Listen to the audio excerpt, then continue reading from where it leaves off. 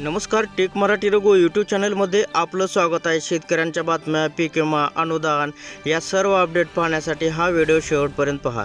चला पाहूया पहिली अपडेट। नैऋत्य मान्सून वारे अर्थात मान्सूनने गोंदियाचा काही भाग वगळता राज्य व्यापले, मात्र पावसाची प्रतीक्षा अद्याप कायम आहे। शुक्रवारी ही राज्याची उर्वरित भागात मान्सून प्रगती झाली नव्हती। भाग पुढील 2 ते 3 दिवसापासून मान्सून व्यापेल असा अंदाज हवामान विभागाने जाहीर केलेला आहे। पुढचे अपडेट शेतकऱ्यांसाठी अतिशय महत्त्वाचे अपडेट आहे। मान्सूनच्या हुलकावणीमुळे खरीपाच्या पेरण्या रेंगाळल्या। देशात 84% भूभाग अद्यापही मान्सूनची हजेरी लागली नसल्याने खरीपाच्या पेरण्यांनी वेग घेतलेला नाही। असे असले तरीही येत्या काही आठवड्यात घातलेल्या पावसानंतर उत्तर प्रदेश, तेलंगणा, तामिळनाडू, कर्नाटक, गुजरात आणि छत्तीसगडसारख्या राज्यामध्ये पेरणीच्या कामात गती दिसून येण्याची ही शक्यता आहे। ही अपडेट शेतकऱ्यांसाठी अतिशय महत्त्वाची अपडेट आहे। ही अपडेट आहे पीक विम्यासंदर्भातील। ज्या शेतकऱ्यांना आणखीन पीक विमा मिळाला नाही अशा शेतकऱ्यांना पीक विमा मिळण्याची शक्यता आहे। विमा कंपनीला 200 कोटी अनामत जमा करण्याचे आदेश हे दिलेले आहेत कोर्टाने। खाजगी विमा कंपन्यांनी राज्यातील लाखो शेतकऱ्यांना 2 वर्षापासून विमा भरपाई अजून दिलेली नव्हती, ती आता शेतकऱ्यांच्या बँक खात्यामध्ये जमा करण्याचे आदेश हे कोर्टाने दिलेले आहेत आणि ही पीक विम्याची रक्कम येत्या आठवडाभरात शेतकऱ्यांच्या बँक खात्यामध्ये जमा होईल। ही अपडेट शेतकऱ्यांसाठी अतिशय महत्त्वाचे अपडेट आहे। इंदापूर तालुक्यात पावसाने दडी मारल्यामुळे खरीप हंगाम लांबणीवर पडल्याने शेतकरी हवालदिल झाला आहे। जून महिना अर्धा उलटून गेला तरी पावसाने जोरदार हजेरी लावली नाही, त्यामुळे पेरण्यासह ऊसाच्या लागवडी खोळंबल्या आहेत।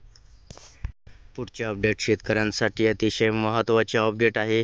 साखर निर्यातीवर निर्बंध आणल्याने उद्योगाचे नुकसान होत असून सध्या निर्यात प्रक्रियेत असणाऱ्या 5 ते 10 लाख टन कच्च्या साखरेच्या निर्यातीस केंद्राने तातडीने परवानगी द्यावी, अशी मागणी साखर उद्योगातील संस्थांनी केली आहे। अन्न पुरवठा मंत्रालयाने केंद्रीय अधिकारी व देशभरातील साखर क्षेत्रात काम करणाऱ्या संस्था, प्रमुख निर्यातदार यांची नुकतीच आभासी प्रणालीद्वारे बैठक झाली। यामध्ये साखर उद्योगातील सर्वच घटकांनी अगदी जोरदारपणे केंद्राकडे निर्यातीबाबत अनुकूल निर्णय घेण्याची मागणी केली। अधिकारी आमच्या मागणीकडे सकारात्मक पाहत असून लवकरच कच्च्या साखरेला निर्यातीस परवानगी मिळण्याची शक्यता असल्याची माहिती बैठकीत सहभागी संस्थांनीही दिलेली आहे। ही अपडेट अतिशय महत्त्वाचे अपडेट आहे। भारताचे आंबे युरोपात बेल्जियम येथे आंबा महोत्सवाचे आयोजन। भारतीय आंब्याला युरोपियन युनियनमधील बाजारपेठ उपलब्ध करून देण्यासाठी तसेच युरोपमधील आंबा प्रेमींना भारतीय आंब्याची माहिती करून देण्यासाठी हा महोत्सव आयोजित करण्यात आलेला आहे। तसेच भारतीय आंब्यांना युरोपमधील व्यावसायिक संधी उपलब्ध करून देण्यासाठी भारतीय दूतावासातर्फे बेल्जियम येथे आंबा महोत्सव आयोजित करण्यात आला। केंद्रीय वाणिज्य व उद्योग मंत्री पियुष गोयल यांच्या हस्ते शुक्रवारी या आंबा महोत्सवाचे उद्घाटन करण्यात आले आहे। अपडेट शेतकऱ्यांसाठी अतिशय महत्त्वाचे अपडेट आहे। पीक कर्ज, मुदत कर्ज आणि कृषी आधारित संलग्न कर्ज यामध्ये थकबाकीचे 2 प्रकार पडतात। नैसर्गिक आपत्ती, अपेक्षित उत्पन्न मिळूनही जाणून-बुजून थकबाकी ठेवणे।